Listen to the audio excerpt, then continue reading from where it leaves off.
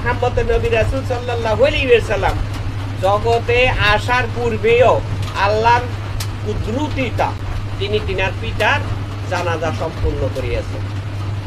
যার জানাজা করবার জন্য গেছিল শাম শহরে, সেই জায়গার মধ্যে শাম শহরের মধ্যে যদি কোনো মুসলমান মানুষ মৃত্যুবরণ করত, ওই সময় তার পূর্বের সময় থেকে শুরু করে তখন ওই জায়গার মধ্যে একজন বুজুর্গ যাইয়া জানাজা দিত। যত ইমাম ছিল ওই জায়গার সমস্ত ইমামের ইমাম একজন, সেটা হচ্ছে ওয়াসকরুনি পাগলা ইমাম ওয়াসকরুনি। তিনিও সেই জায়গাতে উপস্থিত হয়ে দেখেন যেই জানাজা উনি দিব সেই জানাজা আরেকজনে শুরু করে দিছে। তখন উনি বাধ্যতা হয়ে এই জানাজার মধ্যে শরীক হয়েছে। যখন জানাজা আদায় করে চলে যাচ্ছিল তখনই ওয়াসকরুনি পাগলা পিছন থেকে ডাক দিয়া বললো, জিজ্ঞাসা করলো, হুজুর আমি আপনার সাথে একটু পরিচিত হইতে চাই, আপনি কে, আপনার চেহারাটা দেখেন। বললো না, এই চেহারা দেখান যাবে না, ওই যে বোরকা পরিধান অবস্থায় আর কি যাচ্ছে, বলছে না এটা তো দেখানো যাবে না। আর ওয়াসকরুনি পাগলা দেখবে, মুহাম্মদ নবী রাসূল সাল্লাল্লাহু আলাইহি ওয়াসাল্লাম দেখাবেন না। এটি কুদরতিভাবে আগমন করেছেন, মানে দৃশ্য আপনার সামনে আছে, কিছুক্ষণ পরে আল্লাহর ইচ্ছায় বা হেকমত, যে আল্লাহ হেকমত অনুযায়ী ওনাকে কি করবেন এটা আল্লাহরই ব্যাপার।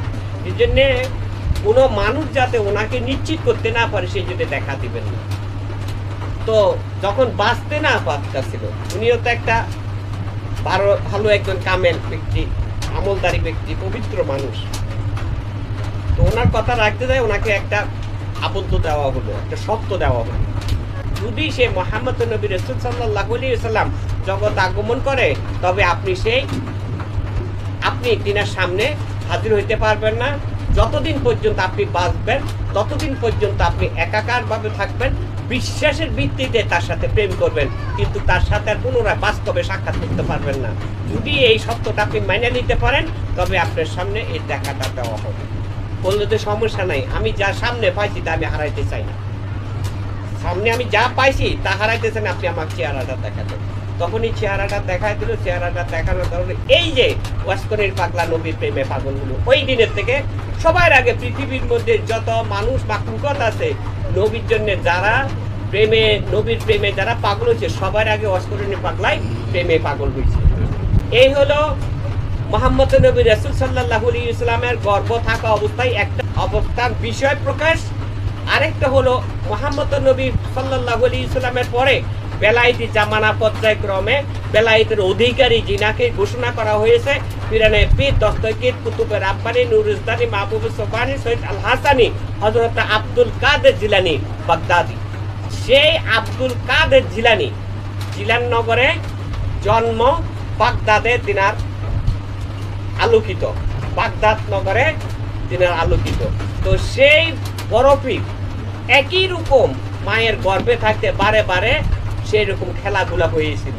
দুইজনের বেলা দুই রকম, কিন্তু খেলার নমুনাটা হলো হকের পক্ষে, ন্যায়ের পক্ষে, উপকারের পক্ষে। যেমন মুহাম্মদ নবী রাসূল সাল্লাল্লাহু আলাইহি ওয়াসাল্লাম তিনি তিনার বাপের পিতার জানাজা দিয়েছিলেন, তেমনই ভাবে হযরতের বড় পীর আব্দুল কাদের জিলানী রাদিয়াল্লাহু তাআলা আনহু উনি গর্ভে থাকা অবস্থায় ওনার আম্মাকে মহা বিপদের থেকে তিনি রক্ষা করেছেন। তাহলে দুইজনের দৃশ্য দুই রকম। এখন এইখানে আমাদের এতগুলা কথা বুঝার উপায়টা হলো দুটো জায়গায়। একটা হলো রাসূলকে আমরা পাবো কি করে। রাসূলকে পাইতে হলে এই দুটো জিনিস আগে বিশ্বাস করতে হবে। ওনাদের দুইজনকে কখনো সাধারণ মনে করা যাবে না, ইনারা হলেন অসাধারণ। ইনারা জন্ম লগ্নের পূর্ব থেকে রোজা আজরের থেকে ওনারা কলম মারা, মুহাম্মদ নবী রাসূল সাল্লাল্লাহু আলাইহি ওয়াসাল্লাম কলম মারা, মুহাম্মদ নবী রাসূল সাল্লাল্লাহু আলাইহি ওয়াসাল্লামের নূরের অংশীদারি যারা তাদেরও কলম মারা। এই জন্য আদিকালে বলা হয়েছে বন্ধু, এবং বেলায়েতি জামানাতেও বলা হয়েছে বন্ধু।